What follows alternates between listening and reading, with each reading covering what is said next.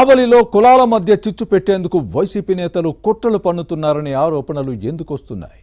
కూటమి ప్రభుత్వంలో జరుగుతున్న మంచి పనులు చూసి వార్వలేకే ఇలా చేస్తున్నారా? ఫ్యాన్ పార్టీ మాజీ ఎమ్మెల్యే రామిరెడ్డి ప్రతాప్ కుమార్ రెడ్డి తీరును సొంత పార్టీ నేతలే తప్పుపడుతున్నారా? జనం క్వశ్చన్ చేయడంతో తట్టుకోలేక బెంగళూరుకు చెక్కేశారా? ఆసక్తికరమైన అంశాలను ఇన్సైడ్ స్టోరీలో చూద్దాం.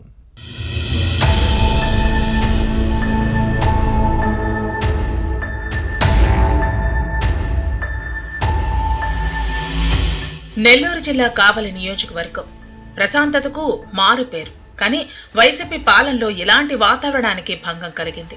ఫ్యాన్ పార్టీ నేతల అరాచకాలతో హింసాత్మక ఘటనలు జరిగాయి. అప్పటి ఎమ్మెల్యే రామిరెడ్డి ప్రతాప్ కుమార్ రెడ్డి అక్రమాలు, అవినీతి కారణంగా ఆందోళనలతో అట్టుడికింది. తాము కావలి వాసులమని చెప్పుకోవడానికి కూడా ప్రజలు ఆలోచించే పరిస్థితి వచ్చింది. 2024 ఎన్నికల్లో ఫ్యాన్ పార్టీ పాలనకు ప్రజలు ముగింపు పలికారు.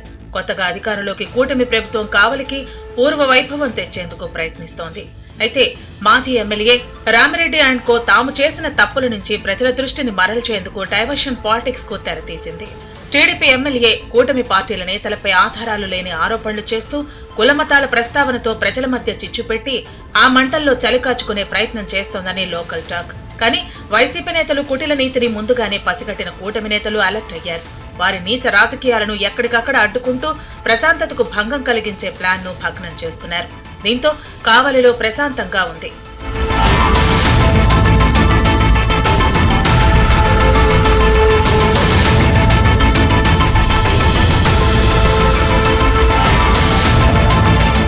మాజీ ఉపరాష్ట్రపతి వెంకయ్యనాయుడు నెల్లూరు జిల్లా వాసి.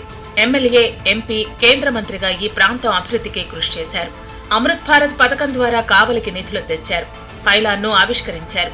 కానీ కుళ్ళు రాజకీయాలు చేసే మాజీ ఎమ్మెల్యే రామిరెడ్డి అర్ధరాత్రి నిలువున కూలదోయించారు. అయితే ప్రస్తుత టీడీపీ ఎమ్మెల్యే కావ్యకృష్ణారెడ్డి ఇదే ప్రాంతంలో తన సొంత ఖర్చులతో 100 అడుగుల ఎత్తున జాతీయ జెండాతో పాటు I love Kavali selfie point, lighting, water fountain, ప్రముఖులు, మాజీ ఎమ్మెల్యేల చిత్రాలు ఏర్పాటు చేశారు.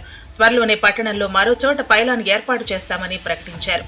స్వాతంత్ర దినోత్సవ వేడుకలకు పెద్ద సంఖ్యలో ప్రజలు తరలివచ్చి మద్దతు తెలిపారు. కుల మతాలు, రాజకీయాలకు అతీతంగా అందరూ కలిసి కావలిని అభివృద్ధి చేసుకోవాలని నిర్ణయించారు.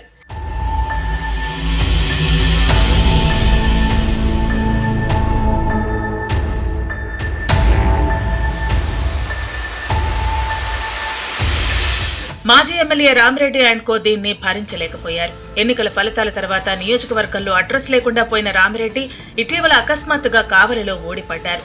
కావ్యకృష్ణారెడ్డి జాతీయ జెండా ఏర్పాటు చేసిన ప్రాంతానికి వెళ్లి సీరియస్ గా ఆరోపణలు చేశారు. ప్రముఖుల కులాలను ప్రస్తావిస్తూ ప్రజల మధ్య చిచ్చు పెట్టేందుకు ప్రయత్నించడం విమర్శలకు తావిచ్చింది. పైలాన్ ఏర్పాటు చేయలేదంటూ కూటమి పార్టీల శ్రేణులను రెచ్చగొట్టే యత్నం చేశారు. మాజీ ఎమ్మెల్యే తీరుని ప్రజలే కాదు, వైసీపీ క్యాడర్ సైతం వ్యతిరేకించింది. ఎమ్మెల్యే కావ్యకృష్ణారెడ్డి అభివృద్ధి పనులు చేసుకుంటూ పోతే తనకు పుట్టగతులు ఉండవని, మనుగడ కష్టమని భావించే కుటిల రాజకీయాలకు తెరతీశారంటూ కావలివాసులు ఫైర్ అవుతున్నారు.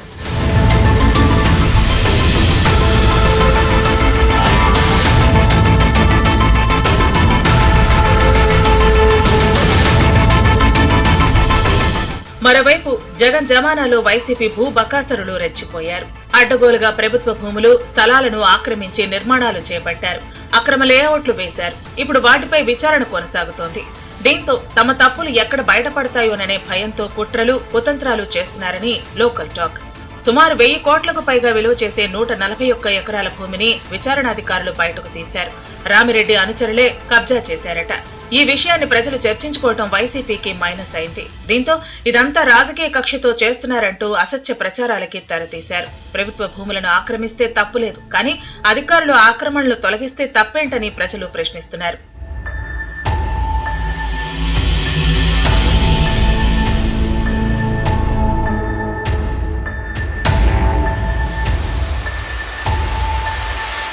ఇక మత్స్యకార గ్రామాలకు వెళ్లే తుమ్మలపెంట రోడ్డు పనులు 5 ఏళ్లుగా జరగలేదు. మోకాలి లోతు గుంతల్లో ప్రయాణించలేక జనం అల్లాడిపోయారు. అప్పటి ఎమ్మెల్యే రామిరెడ్డికి కమిషన్లు ముట్ట చెప్పలేక కాంట్రాక్టర్లు జారుకున్నారు. ఇప్పుడు అదే కాంట్రాక్టర్లు పాత రేట్ల ప్రకారమే పనులు చేస్తామంటూ ముందుకొస్తున్నారు. మరో 3-4 రోజుల్లో ఆ పనులు ప్రారంభం కానున్నాయి. జువ్వలదిన్నె ఫిషింగ్ హార్బర్ పనులను కూటమి ప్రభుత్వం పూర్తి చేసింది. త్వరలో సీఎం చంద్రబాబుతో ప్రారంభించేందుకు సన్నాహాలు జరుగుతున్నాయి. రామాయపట్నం పోర్టుతో పాటు పలు అభివృద్ధి పనులు శరవేగంగా కొనసాగుతున్నాయి. వీటన్నిటినీ రామిరెడ్డి అండ్ కో జీర్ణించుకోలేకపోయింది. 2 నెలల్లోనే ఇన్ని జరిగితే 5 ఏళ్లలో ఇంకెన్ని చేస్తారోనని తలుచుకుని వైసీపీ నేతలు టెన్షన్ పడుతున్నారు.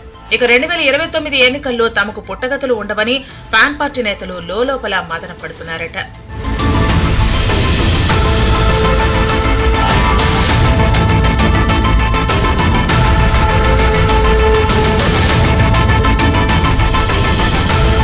మరోవైపు కావలి మాజీ ఎమ్మెల్యే రామిరెడ్డి ప్రతాప్ కుమార్ రెడ్డిపై వైసీపీ క్యాడర్ ఫైర్ అవుతోంది.